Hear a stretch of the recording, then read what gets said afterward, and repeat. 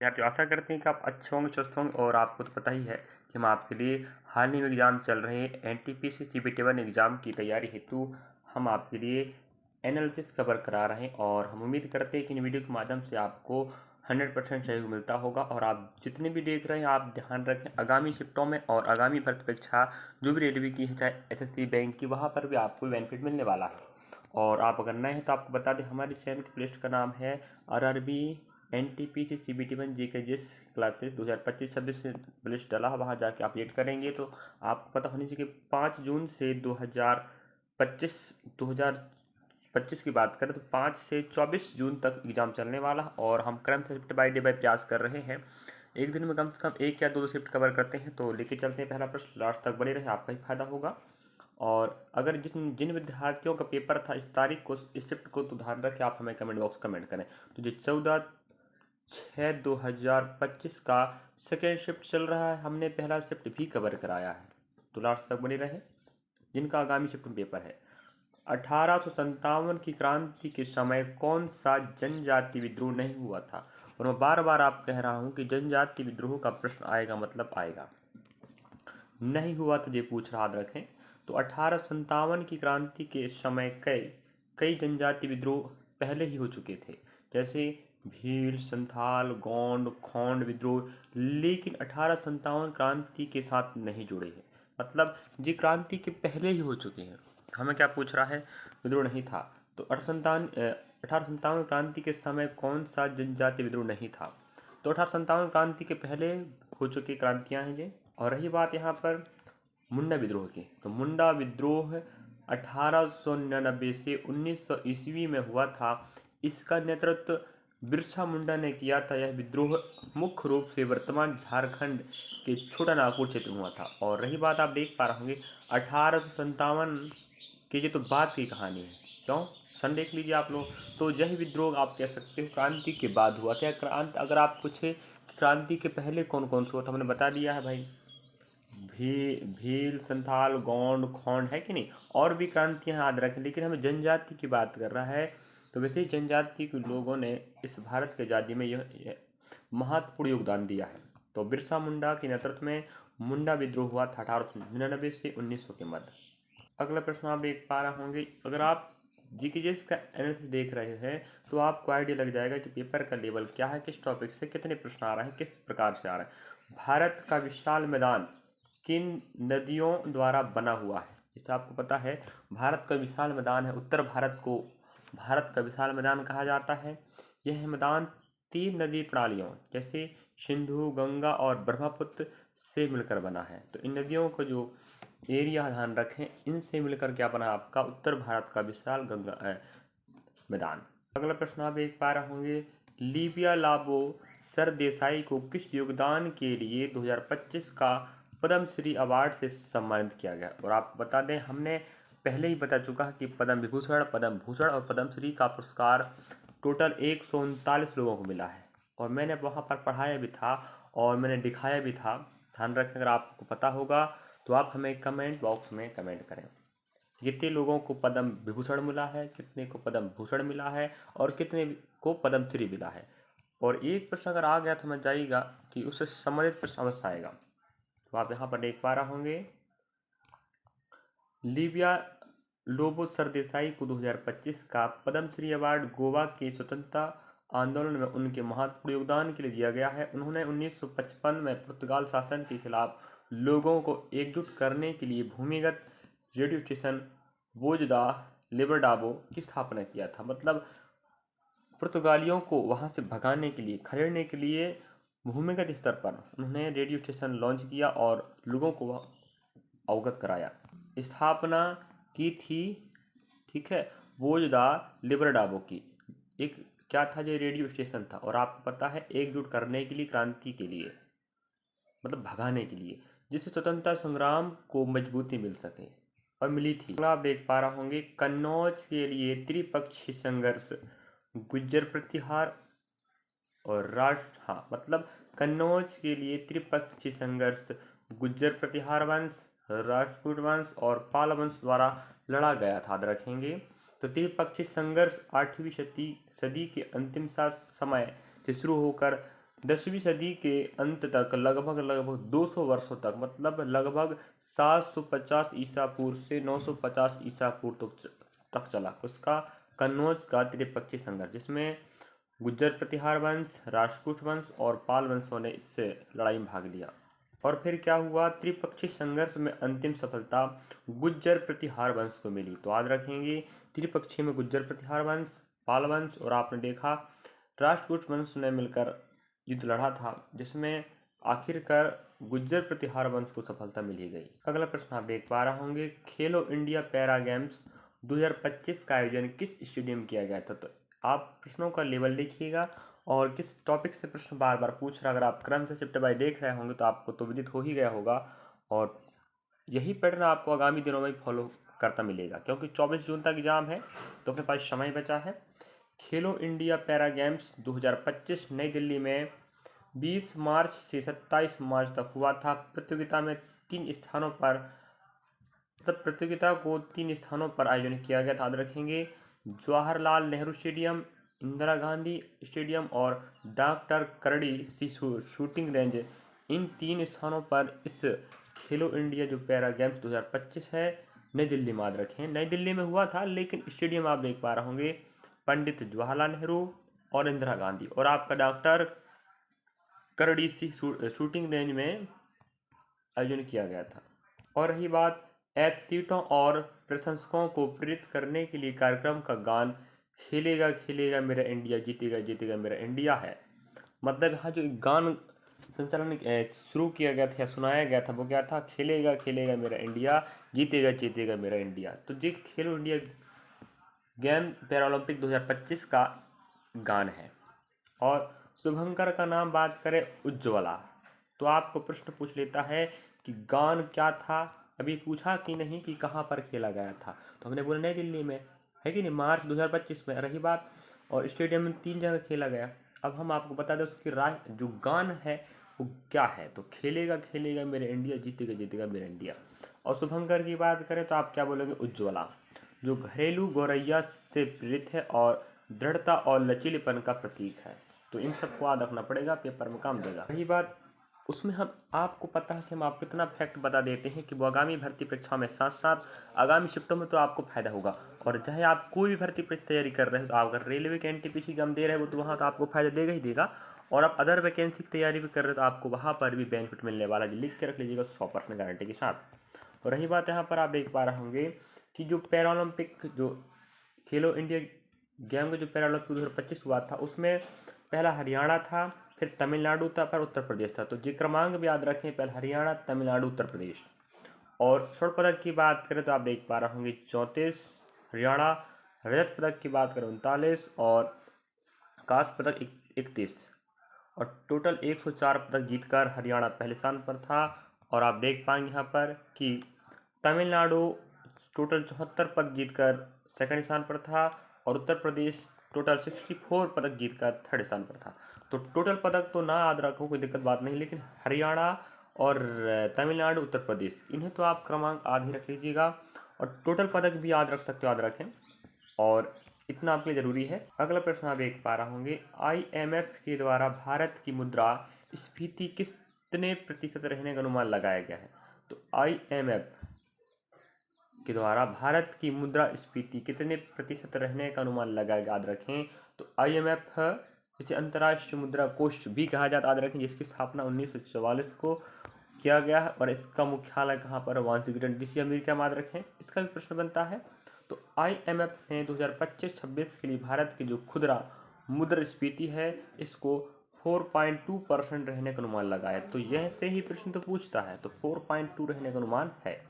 आगे अगला प्रश्न पर पढ़ते हैं, MS वर्ड में नया डॉक्यूमेंट खोलने के लिए कौन सा शॉर्टकट की का प्रयोग किया जाता है। मतलब क्या समझे आप, शॉर्टकट की का प्रश्न बार बार पूछ रहा है, लगभग आप बताओ 2 या 3 प्रश्न आने की संभावना। शॉर्टकट की बात करो, टोटल तो 4 या 5 प्रश्न आ रहे हैं आपके कंप्यूटर पे।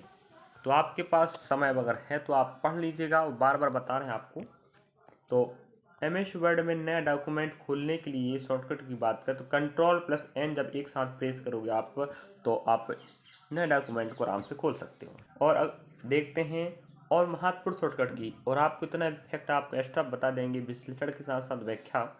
तो आप देख पाएंगे Ctrl+M पैराग्राफ को संपादित करें, और यहाँ पर आप देख लीजिएगा, पूरा बताने में समय लगेगा तो आपकी जिम्मेदारी बनती है आप पढ़ लीजिएगा। अगर पेपर में नंबर पकाना है तो समझ जाओ इन चीज़ों को पढ़ना पड़ेगा, और आप खुद देख पा रहे हो पैटर्न क्या है। अगर आप एनालिसिस नहीं करते तो अपने हिसाब से पढ़ के जाएंगे और फंसेगा नहीं, लफड़ा हो जाएगा। तो हमें आपको जीके जैसे का एनालिसिस दिखाएंगे जिससे आप जो समझ सको, पढ़ सको, सीख सको। और आप यहाँ देख पा, और हम आपको और दिखा दे रहे हैं यहाँ पर, तो आप यहाँ देख कर समझ सकते हैं। इन्हें आपको याद करना पड़ेगा, याद रखें, और नहीं याद करोगे तो इसमें आपका ही घाटा है।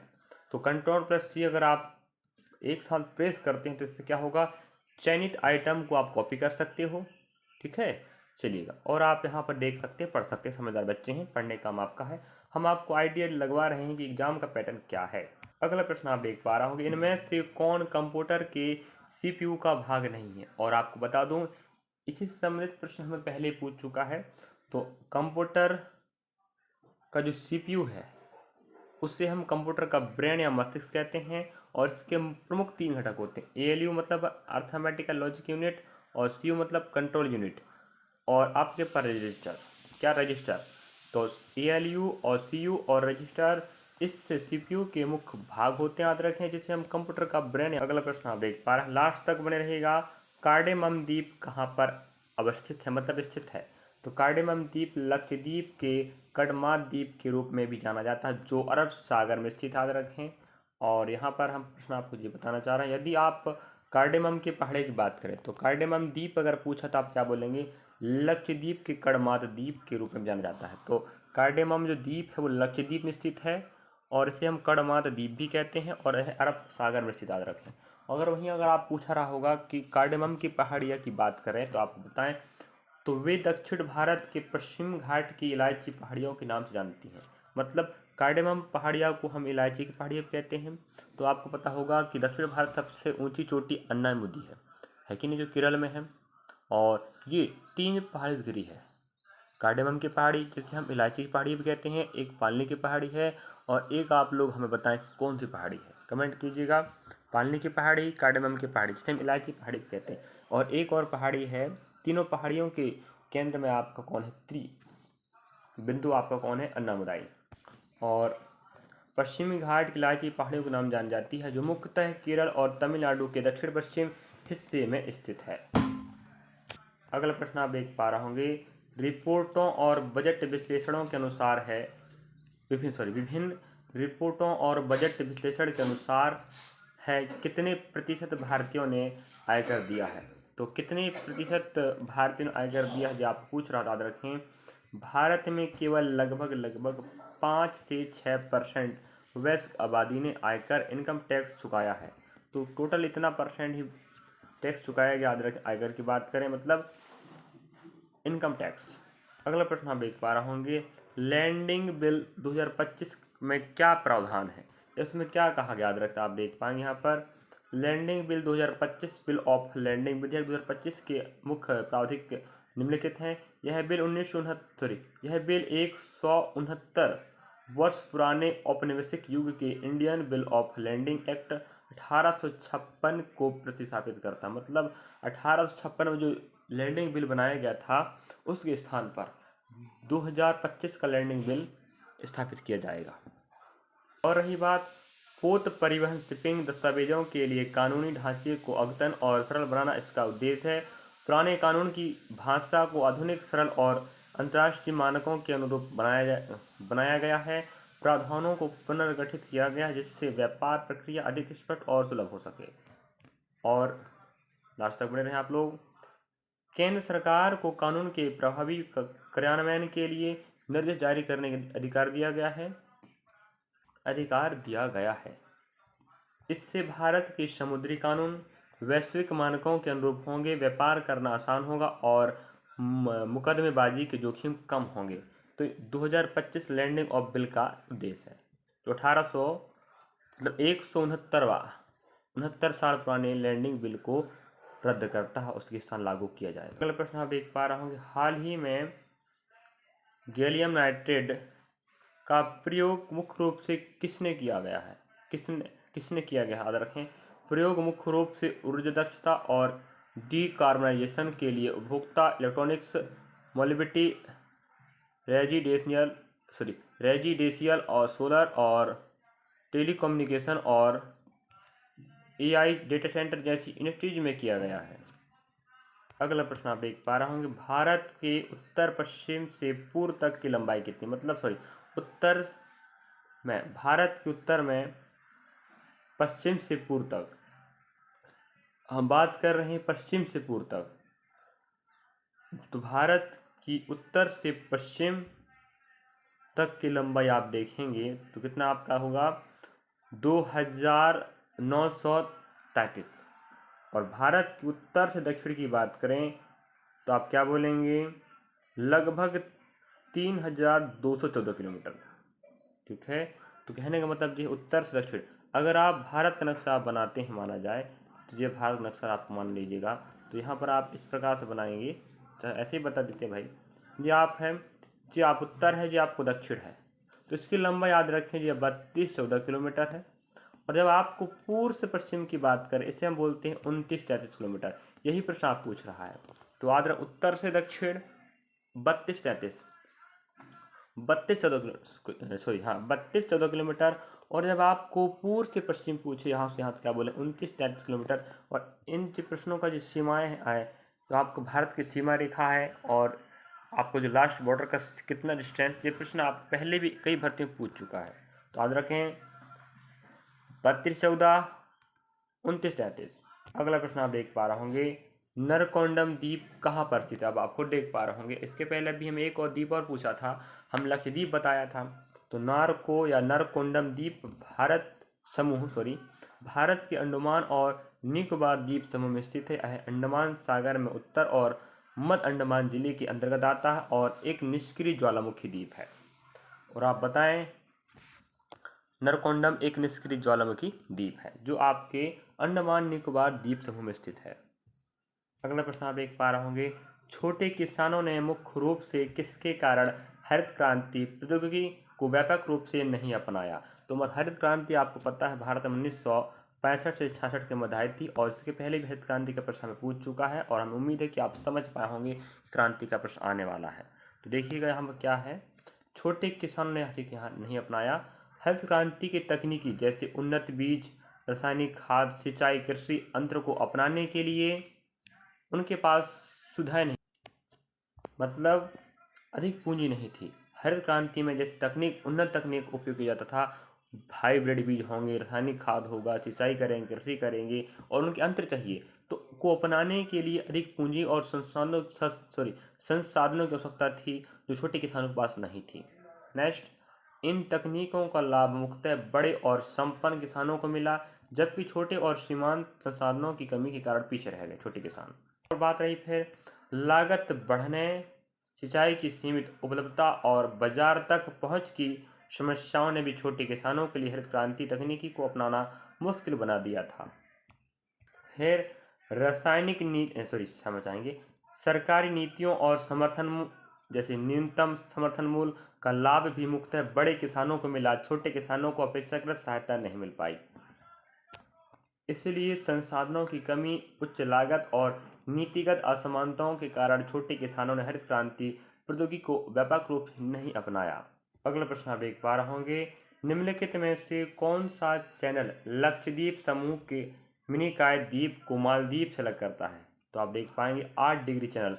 तो आपको 8 डिग्री के चैनल भी, तो इसके बारे में तो पहले भी कितने भर्ती परीक्षा पूछ चुका है, और हम भाई वही बात बार बार कह रहे हैं कि आप एक भर्ती नहीं, आप और भी भर्ती परीक्षा तैयारी कर पा रहे हैं लगे हाथ।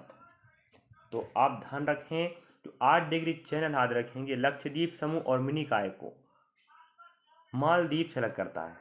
और रही बात फिर 11 डिग्री चैनल की बात करें तो अमान द्वीपी और कन्नानौर को विभाजित करता है।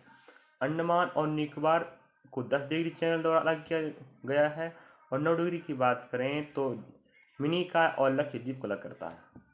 तो हमने 8 बताया, 9 बताया, 10 बताया, 11 बताया। अगला प्रश्न आप देखेंगे, भारत में पहला हिरण पार्क मिनी चिड़ियाघर कहाँ बनाया जाएगा।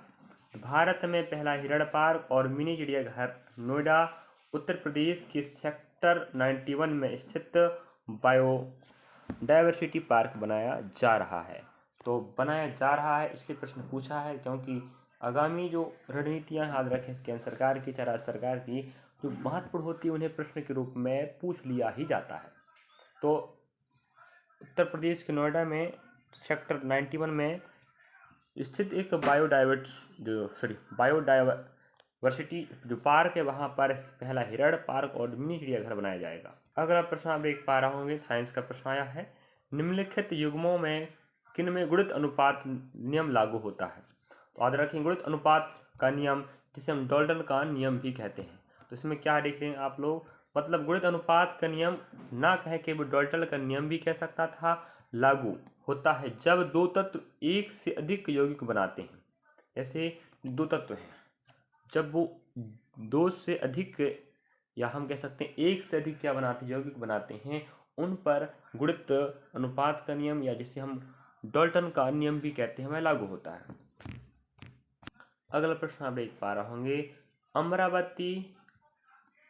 अमरावती स्तूप का किस काल में बनाया गया था। कह सकते हैं अमरावती स्तूप है किस काल में बनाया गया। तो याद रखें आप देख पा रहे होंगे सातवाहन वंश के शासनकाल में हुआ था इसका निर्माण। इसकी स्थापना तीसरी और दूसरी शताब्दी ईसा पूर्व हुआ था। और आप देख पा रहे होंगे मुगल का प्रश्न पूछा हमें बहुत पहले, और मुगल का प्रश्न पूछा, गुप्त वंश का प्रश्न पूछा और मराठा का प्रश्न पूछा, मौर्य वंश का प्रश्न पूछा है। और इसके बाद फिर अभी आप देख पा रहे हैं सातवाहन वंश का प्रश्न पूछना चालू कर दिया। तो हम एक्स्ट्रा फैक्ट यहाँ बताने वाले हैं, आप लोग नोट डाउन भी कर सकते हैं या सुनकर आप लोग दिमाग में उतार सकते हैं। एक्स्ट्रा फैक्ट की बात करें तो आप देख पा रहे होंगे सातवाहन वंश की स्थापना किसने की थी। इसी प्रश्न पूछता रखें राजा सिमुक, या इस प्रकार से आप लिख सकते हैं सातवाहन वंश की राजधानी कहाँ थी। याद रखें प्रतिष्ठान, जिसे पैठन महाराष्ट्र भी कहते हैं। और प्रश्न पूछता है याद रखना सातवाहन वंश स्थापना सिमुक ने किया था, राजधानी पैठन प्रतिष्ठान महाराष्ट्र थी। नहीं पूछेगा तो बोल दीजिएगा। सातवाहन वंश को और किस नाम से जाना जाता, तो वो रहेगा आंध्र वंश भी कहते थे या आंध्र सातवाहन वंश भी कहा जाता था। और यह दक्षिण भारत में राजपाट करने वाले शासक हैं।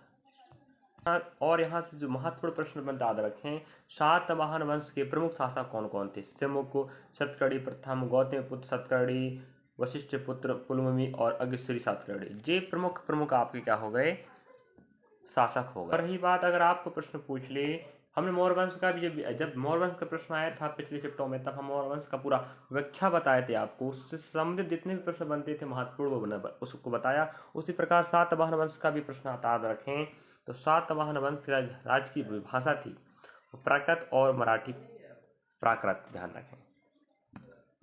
और रही बात सातवाहन वंश के समय कौन सी प्रमुख कलाएं विकसित थी, तो अमरावती कला, अजंता और एलोरा की गुफाएं भी इन्हीं के शासनकाल में बनाई गई हैं। और एक्स्ट्रा फैक्ट और बताते हैं सातवाहन वंश के समय समाज की विशेषता क्या थी, तो मातृत्वात्मक नामकरण, मतलब जो माता जी के नाम के आधार पर ही नामकरण किया जाता था।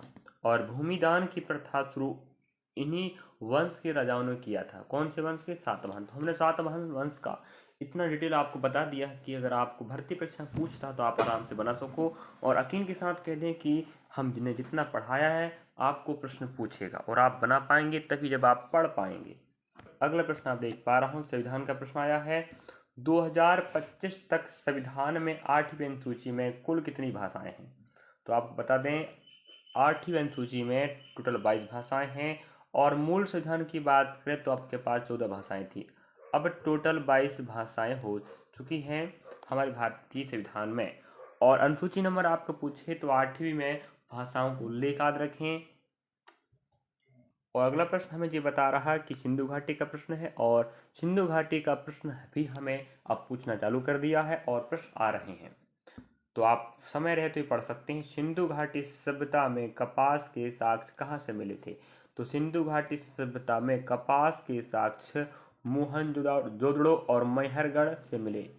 मोहनजोदड़ो में कपड़े के टुकड़े और धागे के अवशेष मिले, जबकि मैहरगढ़ में कपास की खेती के शुरुआती प्रमाण मिले। अगर आपका प्रश्न पूछे कि कपास पूरे विश्व में सबसे पहले कहाँ खेती की गई तो आप आंसर क्या देंगे, भारत। और हम इसलिए कह पा रहे हैं क्योंकि हम मतलब भारत कह सकते हो फिलहाल, लेकिन मोहनजोदड़ो यहाँ पर नहीं है। और मोहनजोदड़ो वर्तमान पाकिस्तान में है। तो सबसे पहले आप कह सकते हैं जब पहले भारत में किससे हुआ करता था पाकिस्तान, तो वहाँ पर शुरुआत हुआ था भारत में क्या, कपास की खेती सबसे पहले। और रही बात मैहरगढ़ में साक्ष्य मिले हैं कपास की खेती के, और मोहनजोदड़ो से आपको धागे मिले हैं और सुई मिला है, कपड़ा मिला है। भारतीय संविधान की 11वीं अनुसूची में कितने विषय शामिल हैं, याद रखें। तो आप देखेंगे यहाँ पर भारतीय संविधान की 11वीं अनुसूची को 1992 में 73वें संविधान संशोधन अधिनियम के तहत जोड़ा गया था। भारतीय संविधान की 11वीं अनुसूची में 29 विषय शामिल हैं, ठीक है।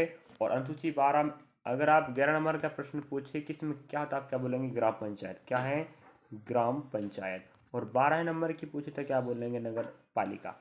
और आप हमें कमेंट बॉक्स में बताएं नगर पालिका में कितने विषय शामिल हैं, कमेंट कीजिएगा कृपया करके। क्योंकि अगर इसको प्रश्न पूछा है अनुसूची 11, अभी हमें 8 का भी, अनुसूची 8 का प्रश्न पूछा भाषाओं को ले, 9 10 सॉरी 11 का पूछा, हमने बताया कि 73वां 1992 के तहत जोड़ा गया। और जो 12 नंबर की अनुसूची वो 73वां 1900 सॉरी क्षमा चाहेंगे 74वां 1992 के तहत जोड़ा गया है। तो इसमें कितने विषय हैं आप हमें कमेंट बॉक्स में बताएं। और भारतीय संविधान की 11वीं अनुसूची में अनुच्छेद 243 जी शामिल है। भारत के संविधान का अनुच्छेद 243 जी पंचायतों के अधिकार और दायित्व के बारे में बताता है। अगला प्रश्न आप देख पा रहे होंगे यहाँ पर, किस अधिनियम में मूल रूप से ब्रिटिश राज के दौरान इंपीरियल लेजिस्लेटिव काउंसिल द्वारा भारत में पारित किया गया था। याद रखें 1872 में ब्रिटिश राज के द्वारा इंपीरियल लेजिस्लेटिव काउंसिल द्वारा भारत में मूल रूप से भारतीय साक्ष्य अधिनियम, जिसे हम 1872 के रूप में जानते हैं, पारित किया गया था। अगला प्रश्न आप देख पा रहे होंगे, ठुमरी। ठुमरी संगीत निम्नलिखित में से किस नृत्य शैली से संबंधित, याद रखें वो कथक है। और कथक की बात करें उत्तर प्रदेश में प्रसिद्ध है। और कथक के लिए महाराज, जिसका नाम आप जानते हैं बिरजू महाराज, अगर आपको पता होगा बिरजू महाराज कथक नृत्य के प्रसिद्ध कथक नृत्यकार हैं। और जो कथक नृत्य एक शास्त्रीय नृत्य है और उत्तर प्रदेश में प्रसिद्ध है। और ठुमरी संगीत इसी से संबंधित है।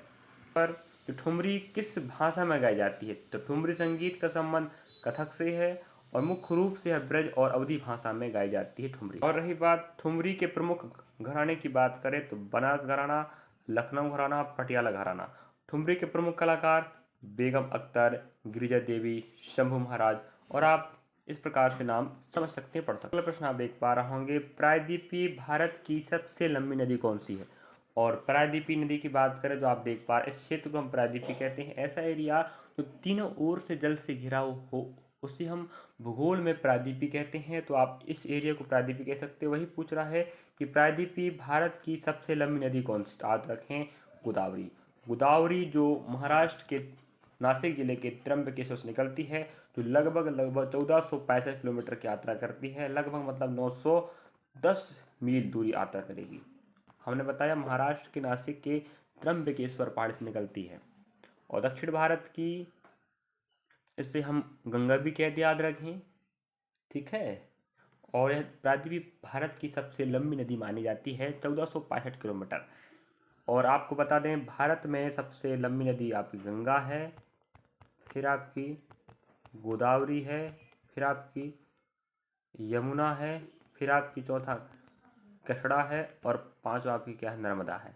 तो पांचवी सबसे बड़ी नदी आपकी नर्मदा है, याद रख, गंगा, गोदावरी, यमुना, कृष्णा, और आपकी हो जाएगी क्या हो जाएगी आपकी नर्मदा। ये आपके भारत के प्रमुख 5 बड़ी नदियां हैं। आप देख पा रहा हूँ करंट अफेयर के रूप में है, इंडियन ओपन 2025 स्क्वैश के PSA कॉपर प्रतियोगिता का पुरुष खिताब किसने जीता, तो मिस्र के करीम एल टर्की, उन्होंने फाइनल में भारतीय अभ्यर्थी को हराया है। अगला प्रश्न संविधान का प्रश्न पूछा है, राष्ट्रपति मंत्रिमंडल से कितनी बार पुनर्विचार करने के लिए सलाह ले सकता। और आपको पता है कि राष्ट्रपति बिना विचार विमर्श के कोई भी फैसला नहीं दे सकता। तो एक बार 42वें संविधान संशोधन 1976 के अनुसार राष्ट्रपति मंत्रिपरिषद की सलाह के अनुसार कार्य करने के लिए बाध्य था।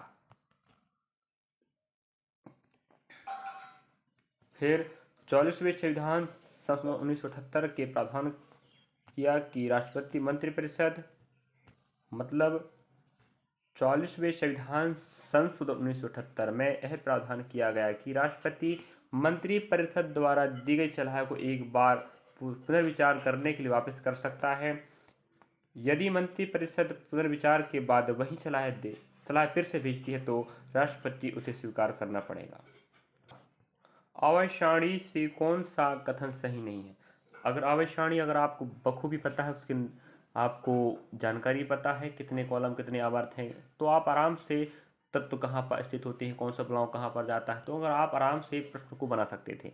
तो अधातु दोनों कोनों पर होते हैं, उपधातु पूरे आवर्त सारणी में रैंडम बिखरे होते हैं, या बाईं ओर धातुओं को रखी गई है। तो जी पूछ रहा है, तो हम आपको बता दें, तीन कथनों में से उपधातु पूरी आवर्त सारणी में रैंडम बिखरे होते हैं, मतलब उपधातु होते हैं कहीं पर बिखरे होते हैं, यह कथन सही नहीं है जी। ठीक है, तो आधुनिक आवर्त सारणी में उपधातु मुख्यतः आधुनिक आवर्त सारणी में उपधातु मुख्यतः एक तिरछी रेखा के आसपास केंद्रित होते हैं, जो बोरॉन से पोलोनियम तक जाती है, ना कि पूरी आवर्त सारणी में रैंडम बिखरे। मतलब आप क्या समझे, जो उपधातु होते हैं वो पूरे आवर्त सारणी में बिखरे होते हैं। जिस ऑप्शन दिया रहा होगा तो विद्यार्थी ने पहुंचाया है, वो गलत बात है। वो एक तिरछी रेखा के रूप में संकेंद्रित रहते हैं। बाकी दोनों कथन अधातु दोनों कोनों पर होते हैं और बाईं ओर धातु रखी जाती है, ये सही बात है। चलिए यहाँ पर हमारे प्रश्नों का समापन होता है। और आपको पता है कि एनटीपीसी में टोटल 40 प्रश्न एग्जाम में आ रहे हैं। हमें जितना भी जानकारी मिलता है हम उसको एक्स्ट्रा फैक्ट के साथ और आपको व्याख्या सहित प्रयास करते हैं।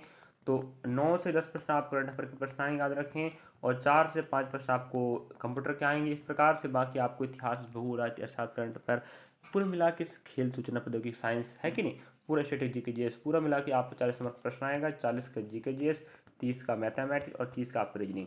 तो आप अगर बेहतर स्कोर करना चाहते हैं, याद रखें, मैथमेटिक्स रीजनिंग अच्छे से पढ़कर जाएं। क्यों? जो पढ़ोगे वहीं आएगा। लेकिन रही बात जो जीके जीएस है, अपरंपार डेला है, इतना हटीले प्रश्न पूछ रहा, याद रखें, क्योंकि सेंट्रल जॉब है और थोड़ा सा CBT 1।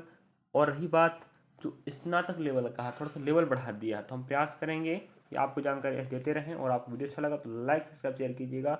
और इस तारीख को अगर आपका एग्जाम था तो आप हमें कमेंट बॉक्स में बताएं कि ऐसे प्रश्न आए थे या संबंधित थे या हम गलत बता रहे हैं। चलिए मिलेंगे, थैंक्स फॉर वाचिंग। और आपको बता दें, अगर आप NTPC और ग्रुप डी की तैयारी कर रहे हैं माना जाए, अगर आप PY की क्लास चाहते हैं तो हमारे चैनल की प्लेलिस्ट में 100+ वीडियो का संभार रखा, जहाँ पर मैथमेटिक्स का, रीजनिंग का और जीके जीएस का क्लास अपलोड वीडियो है। और अभी हम फिलहाल NTPC का जीके जीएस एनालिसिस चला रहे हैं, तो वहाँ क्लास नहीं ले पा रहे हैं रिकॉर्ड वाला। जब इस पेपर के बाद आप फिर से चालू करेंगे तो आप आगामी भर्ती परीक्षा रेलवे की, चाहे वो कोई बैंक की हो, चाहे SSC की हो, चाहे स्टेट की हो, वहाँ पर भी आपको सही हो जाएगा। तो आप ये मत सोचना कि माना कि मैथ्स का प्रश्न नंबर सिस्टम आया है, क्या वो रेलवे में बस आएगा ना, वो रेलवे में आएगा, SSC, बैंक, स्टेट सब में एग्जाम आता है। थोड़ा सा पैटर्न में हल्का चेंज होता है कि रेलवे का प्रश्न वैसे पूछेगा, और रेलवे का प्रश्न एक ही प्रश्न पत्र को वो एक ही प्रश्नों को वो 3-4 शिफ्टों में दे सकता है और पैटर्न वही फॉलो करेगा। और जो रेलवे का जो पैटर्न फॉलो करने का वो सेम है। उम्मीद करेंगे आप हमारे NTPC के प्लेलिस्ट में जाके आप देख सकते हो। PY की क्लास का PY क्लास रहेगा और एनालिसिस का एनालिसिस। Thank for watching.